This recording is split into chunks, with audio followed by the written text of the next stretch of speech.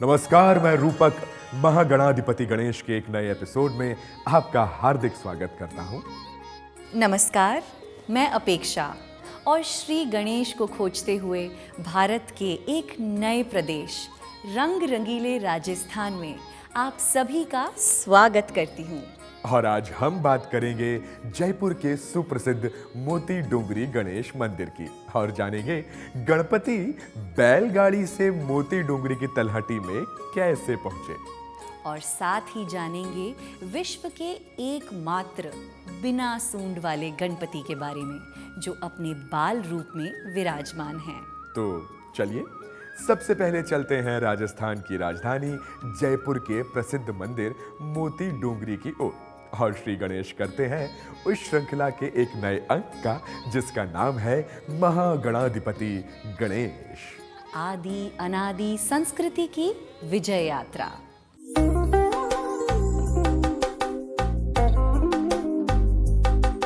राजस्थान की pink city यानी गुलाबी शहर जयपुर अपने राजमहलों, किलों और रंगीन बाजारों के लिए प्रसिद्ध तो है ही, साथ ही यहाँ की सांस्कृतिक धरोहर अत्यंत समृद्ध और विविध है। और यूनेस्को विश्व धरोहर स्थल की सूची में स्थान प्राप्त करने वाले इस शहर के बीचों बीच एक छोटी सी पहाड़ी पर बसा है श्रद्धा और आस्था का बड़ा प्रतीक मोती डोंगरी गणपति मंदिर, जिसकी भव्यता और वास्तुकला भक्तों को एक अद्वितीय आध्यात्मिक अनुभव प्रदान करती है। साथ ही किसी भी नए कार्य को आरंभ करने के लिए या विवाह कार्य आरंभ करने के लिए सभी श्रद्धालु आशीर्वाद लेने सबसे पहले यहाँ आते हैं।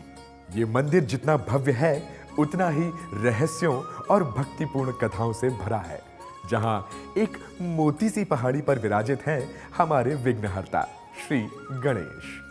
आइए सबसे पहले हम जानते हैं कि इस सिद्ध गणेश मंदिर का नाम मोती डोंगरी कैसे पड़ा। मोती डोंगरी मंदिर जयपुर के मोती डोंगरी भारत के राजस्थान राज्य के जयपुर शहर में स्थित भगवान गणेश को समर्पित एक प्रसिद्ध मंदिर है। ये मंदिर मोती डोंगरी किले की तलहटी में स्थित है और अपनी भव्य वास्तुकला, ऐतिहासिक महत्व एवं धार्मिक आस्था के लिए प्रसिद्ध है। मोती डोंगरी गणेश मंदिर में स्थापित प्रतिमा 500 वर्षों से भी अधिक पुरानी मानी जाती है। ये जयपुर के प्रमुख धार्मिक एवं पर्यटन स्थलों में से एक है, जहां वर्ष भर बड़ी संख्या में श्रद्धालु एवं पर्यटक आते हैं। मोती डोंगरी नाम ही स्वयं इसकी अनोखी पहचान बताता है। मोती की यानी पर्ल और डोंगरी यानी छोटी पहाड़ी, और यहाँ की पहाड़ी वास्तव में मोती की बूंद जैसी दिखती है और इसीलिए इसका नाम मोती डोंगरी पड़ा। यह मंदिर जयपुर शहर के बीचों बीच है और मोती डोंगरी की तलहटी में स्थित है। स्थापत्य दृष्टि से यह मंदिर नागर शैली एवं मार्बल व चूना पत्थर से बना है। इसमें 3 गुंबद हैं और प्रवेश द्वारों की वास्तुकला काफ़ी विख्यात है। वर्तमान मंदिर की नींव वर्ष 1761 में रखी गई थी। इसे स्थापित कराने में मुख्य भूमिका निभाई थी सेठ जय राम पालीवाल ने, जिन्होंने महाराजा माधो सिंह की सहायता से इस मंदिर का निर्माण करवाया। यहाँ विराजमान गणपति की प्रतिमा बेहद प्राचीन है, जो लगभग 500 वर्ष से भी पुरानी मानी जाती है। मूर्ति को पुणे, महाराष्ट्र से जयपुर बैलगाड़ी द्वारा लाया गया था। बैलगाड़ी मोती डोंगरी की तलहटी पर पहुंचकर अचानक रुक गई और उसके पश्चात उसी स्थान पर गणेश मंदिर का निर्माण किया गया। कहा जाता है कि एक बार राजा माधो सिंह लंबी यात्रा से लौट कर आ रहे थे और लौटते समय अपनी यात्रा में गणेश जी की एक विशाल मूर्ति को बैलगाड़ी से लेकर आ रहे थे। जैसे ही वे मोती डोंगरी की पहाड़ी के समीप पहुंचे, गाड़ी अचानक आगे नहीं बढ़ी। ऐसा माना गया कि गणेश जी ने उसी जगह वास करने का संकेत दिया और राजा ने निर्णय किया कि अब वे उसी स्थान पर मंदिर का निर्माण करेंगे। और इसी प्रकार मोती डोंगरी पहाड़ी पर मंदिर की नींव रखी गई। राजस्थान की राजस्थानी और नागर शैली का अद्भुत संगम। ये मंदिर अपने भव्य शिखरों और कलात्मक नक्काशी के लिए प्रसिद्ध है।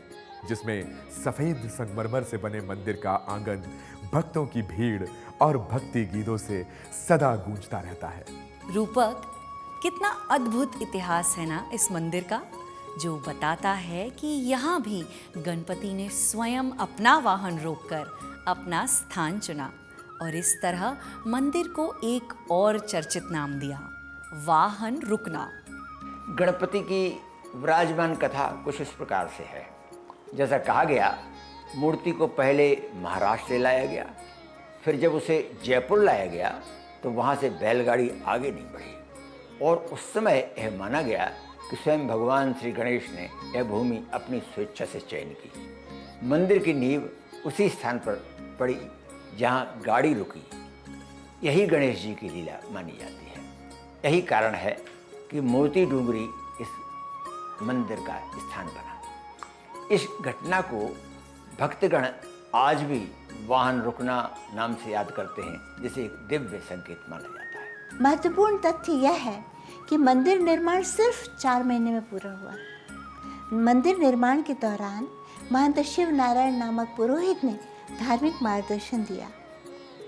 श्री गणेश की मूर्ति की विशेषता है कि इसकी सूंड दाईं ओर मुड़ी हुई है, जो शुभ माना जाता है, और जब भी किसी का विवाह होता है या कोई शुभ कार्य आरंभ किया जाता है तो सबसे पहला निमंत्रण मोती डूंगरी गणेश मंदिर के लिए ही आता है, क्योंकि लोग मानते हैं कि किसी भी शुभ कार्य जैसे विवाह, व्यवसाय, नई शुरुआत के पहले मोती डूंगरी गणेश जी का दर्शन उनके लिए अत्यंत शुभ होता है और उनके सारे कार्य निर्विघ्न पूर्ण होते हैं। 3 शिखरों वाला प्रवेश द्वार और उसके स्तंभों पर नक्काशी कारीगरी राजस्थान की कला को दर्शाती है। मोती डूंगरी मंदिर वास्तुकला का एक अनूठा उदाहरण है। यहाँ ऐसी मान्यता है कि यहाँ आने वालों के सभी काम बिना किसी विघ्न बाधा के दूर होते हैं। वास्तु के अनुसार इसके 2 कारण हैं। पहला ये कि इसकी मूर्ति का रंग सिंदूरी लाल है, जो अग्नि तत्व को दर्शाता है। दूसरा, गर्भगृह के ऊपर 3 शिखर बने हुए हैं और बीच के शिखर के नीचे विराजमान है गणेश जी की विशाल प्रतिमा। मंदिर के गर्भगृह में सोने की परत चढ़ी हुई नक्काशी की गई है और मंदिर की दीवारों और खंभों पर मिनिएचर पेंटिंग और बेहतरीन शिल्प कला उस समय की कारीगरी की अद्भुत शिल्प परंपरा को दर्शाती है। मोती डूंगरी गणेश मंदिर केवल राजस्थान ही नहीं बल्कि पूरे उत्तर भारत में गणेश उपासना का एक प्रमुख केंद्र बना हुआ है। यहाँ पूजा करना केवल धार्मिक कर्तव्य नहीं बल्कि राजस्थान की जीवित परंपरा से जुड़ने जैसा है। मंदिर का वातावरण, घंटियों की ध्वनि, आरती की गूंज और भक्तों की श्रद्धा एक ऐसा अनुभव देती है जो भक्ति को जीवन का आधार बना देता है। मंदिर की विशेष मान्यताएं हैं, जिसके कारण भक्त शहर के कोने कोने से यहाँ पहुँचते हैं।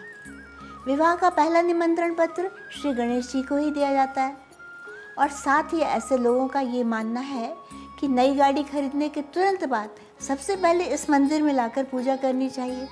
इससे वाहन शुभ फल देता है। भाई, क्योंकि गणेश जी हर कार्य निर्विघ्न जो पूर्ण करते हैं। इसी श्रृंखला में हम अब आगे बढ़ते हैं जयपुर के एक और सिद्ध गणपति मंदिर की ओर, जो स्थित है विश्व की सबसे प्राचीन पर्वत श्रृंखला अरावली की कदम्ब डोंगरी पर और जो कहलाते हैं श्री गढ़ गणेश। और सबसे विशेष बात यह है कि यहाँ गणपति जी विद्यमान हैं अपने बाल स्वरूप में। और बाल रूप के साथ एक और विशेष बात जो अपने आप में अद्भुत है, और वो है यहाँ के गणपति बप्पा का सबसे अनोखा स्वरूप, जो बिना सूंड वाले बाल गणेश के रूप में है। और साथ ही यह विश्व में बिना सूंड वाले गणपति का एक लौता मंदिर है, जो अपने आप में अद्वितीय है। जयपुर के हृदय में बसा गढ़ गणेश मंदिर गणपति का एक अत्यंत विरल रूप, जिसके कई लोक कथात्मक और ऐतिहासिक सिरे हैं, जिसमें आज हम इसकी ऊंचाइयों, इतिहास, स्थापत्य और लोक मान्यताओं की परतें खोलेंगे। एक ऐसी यात्रा पर जो आस्था को भी शोध दृष्टि देती है। जयपुर शहर के उत्तरी भाग में अरावली पर्वत में नाहरगढ़ किले और आमेर किले के बीच की एक पहाड़ी पर स्थित है एक दिव्य स्थान, गढ़ गणेश मंदिर। ये मंदिर केवल एक धार्मिक स्थल नहीं, बल्कि ये जयपुर के निर्माण, संस्कृति और लोक मान्यताओं की गहराई से जुड़ा हुआ है। गढ़ गणेश मंदिर भारत के राजस्थान राज्य के जयपुर शहर के पास अरावली पहाड़ियों की चोटी पर स्थित एक मंदिर है। ये भगवान गणेश को समर्पित है और अपनी अनूठी मूर्ति के लिए जाना जाता है, जिसमें सूंड नहीं है, जो भगवान गणेश का एक असामान्य बाल रूप है। ये मंदिर जयपुर के प्रमुख धार्मिक स्थलों में से एक है। गढ़ गणेश मंदिर का इतिहास 18वीं सदी तक जाता है। इसकी नींव माधव सिंह जी ने रखी थी। जब महाराजा सवाई जयसिंह द्वितीय जयपुर शहर की नींव रख रहे थे, तब उन्होंने इस मंदिर का निर्माण करवाया। एक प्रचलित कथा कहती है कि जब उन्होंने जयपुर की स्थापना से पहले अश्वमेध यज्ञ किया और इसके पहले उन्होंने इस स्थान पर सर्वप्रथम गणेश जी की स्थापना की, ताकि नगर का हर शुभ कार्य गणेश जी के आशीर्वाद से आरंभ हो और महाराजा का अश्वमेध यज्ञ निर्विघ्न पूर्ण हो। यहाँ गणेश जी के 2 विग्रह हैं, जिनमें पहला विग्रह आंकड़े की जड़ का और दूसरा अश्वमेध यज्ञ की भस्म से बना हुआ है। मंदिर परिसर में पाषाण के बने 2 मूषक स्थापित हैं, जिनके कान में भक्त अपनी इच्छाएं बताते हैं और ऐसी मान्यता है कि मूषक उनकी इच्छाओं को बाल गणेश तक पहुंचाते हैं। मंदिर को इस तरह से बनाया गया कि सिटी पैलेस के चंद्रमहल से भी गणेश प्रतिमा दूरबीन के माध्यम से देखी जा सके। यह उस समय की खगोल और स्थापत्य विद्या का अद्भुत उदाहरण है। गढ़ शब्द यहाँ किला या किले के अर्थ में प्रयुक्त हुआ है, क्योंकि मंदिर का ढांचा एक दुर्ग जैसा दिखाई देता है। लगभग 500 फीट की ऊंचाई पर एक पहाड़ी की चोटी पर स्थित ये मंदिर आसपास के क्षेत्र का मनोरम दृश्य प्रस्तुत करता है। मंदिर तक पहुंचने के लिए भक्त 365 सीढ़ियां चढ़ते हैं, जो वर्ष के दिनों का प्रतीक हैं। इस चढ़ाई को एक आध्यात्मिक यात्रा माना जाता है और कई तीर्थयात्री इसे भगवान गणेश की भक्ति के रूप में देखते हैं। मंदिर की संरचना उत्तर भारत में प्रचलित नागर वास्तुकला शैली का अनुसरण करती है। इस शैली में आमतौर पर ऊंचे शिखर जैसी संरचनाएं, साथ ही जटिल नक्काशी और सजावट शामिल होती है।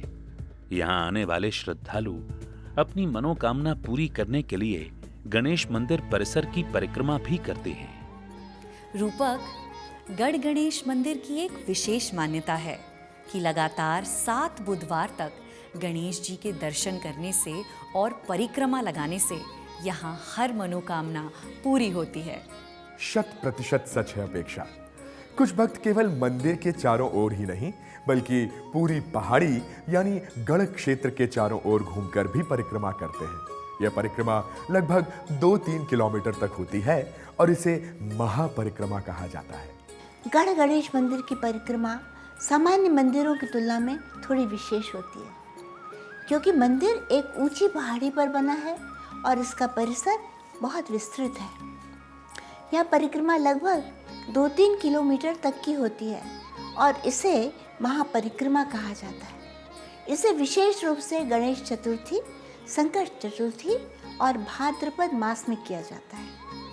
मान्यता है कि महापरिक्रमा से गणपति अत्यंत प्रसन्न होते हैं और भक्तों की मनोकामनाएं शीघ्र पूरी करते हैं। मंदिर के अंदर गर्भगृह यानी मुख्य प्रतिमा के चारों ओर की परिक्रमा सबसे प्रमुख मानी जाती है। यहाँ भक्त आमतौर पर 3 या 5 बार परिक्रमा करते हैं। प्रत्येक परिक्रमा दक्षिणावर्त घड़ी की दिशा में की जाती है, यानी दाहिनी ओर घूमते हुए, और प्रत्येक चक्र में भाव होते हैं। जैसे पहली परिक्रमा विघ्न निवारण के लिए, दूसरी बुद्धि और विवेक के लिए, तीसरी कार्यों की सफलता के लिए, और यदि 5 परिक्रमा करें तो चौथी परिवार की सुख समृद्धि के लिए और 5वीं मोक्ष एवं आत्मकल्याण के लिए होती है। इसे विशेष रूप से गणेश चतुर्थी, संकष्ट चतुर्थी और भाद्रपद मास में किया जाता है। मान्यता है कि महापरिक्रमा से गणपति अत्यंत प्रसन्न होते हैं और भक्त की मनोकामनाएं शीघ्र पूरी करते हैं। बिल्कुल अपेक्षा। एक और बात यह है कि गण गणेश मंदिर में भक्त विभिन्न प्रकार के धार्मिक अनुष्ठान भी करते हैं, जिनमें एक सबसे आम अनुष्ठान जो यहाँ प्रचलित है, श्रद्धालु एक कागज पर अपनी मनोकामनाएं लिखकर मंदिर में एक निश्चित स्थान पर रख देते हैं। ऐसा माना जाता है कि यह भगवान गणेश से प्रार्थना करने का तरीका है, इस आशा के साथ कि गणपति उनकी सभी मनोकामनाएं पूर्ण करेंगे। गढ़ गणेश मंदिर तक जाने वाली 365 सीढ़ियाँ मंदिर परिसर की एक महत्वपूर्ण विशेषता है, जो प्रतीकात्मक रूप से वर्ष के 365 दिनों का प्रतिनिधित्व करती हैं और तीर्थयात्रियों के लिए एक शारीरिक चुनौती का भी काम करती हैं। यहाँ गणेश जी की ऐसी मूर्ति विद्यमान है जिसमें सूंड नहीं है।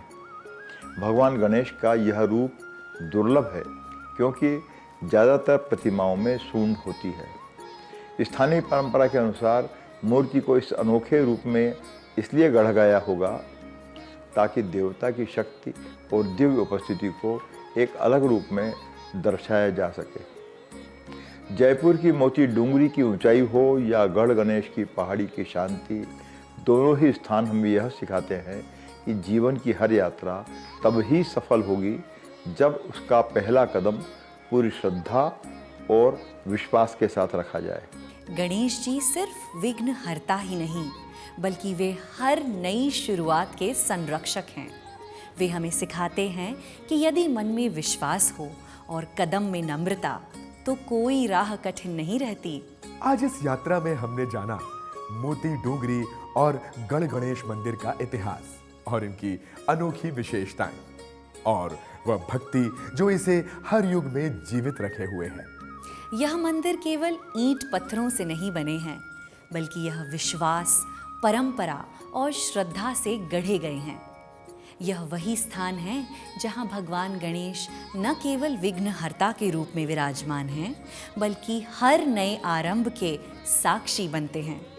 निस्संदेह अपेक्षा, इसी विश्वास और आस्था के साथ हम इस क्रम में राजस्थान में गणेश खोजते हुए आगे बढ़ेंगे और देखेंगे गणपति के दुर्लभ स्वरूप। श्रद्धा की इस अनंत यात्रा को अपने हृदय में सदा जीवित रखें। इसी संदेश के साथ फिर मिलेंगे अगले मंदिर के दर्शन तक। तब तक जुड़े रहिए हमारे साथ और देखिए अगला एपिसोड केवल वीर भारत पर। और इन धरोहरों पर सिर्फ दर्शन ही नहीं करें, बल्कि इन्हें अपने आप का हिस्सा बनाएं और अपने अनुभव हमसे साझा कीजिए। गणपति बप्पा हमारे मार्गदर्शक बने रहें और हमारे हर कदम को सफलता की ओर ले जाएं। इसी आशा के साथ देखते रहिए महागणाधिपति गणेश।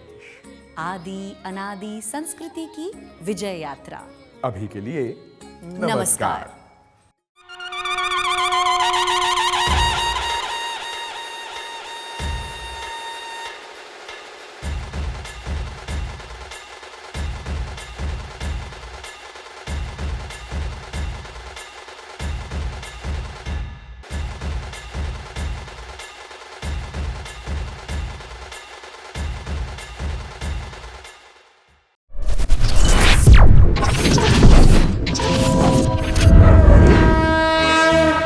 वयं राष्ट्रे जागृयाम पुरोहितः। हम राष्ट्र आराधक भारतवर्ष को जागृत और जीवंत बनाएं। युग युगीन भारत के कालजयी महानायकों की तेजस्विता की गौरव गाथा